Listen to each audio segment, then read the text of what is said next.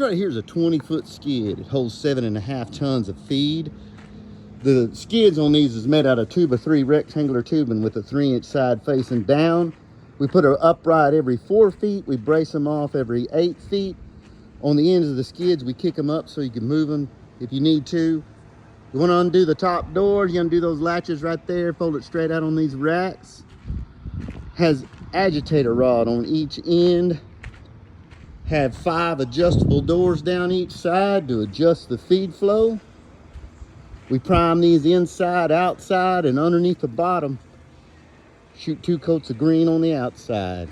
That's a nice looking feeder right there. Be around for a long time, made by Rancher's Pride.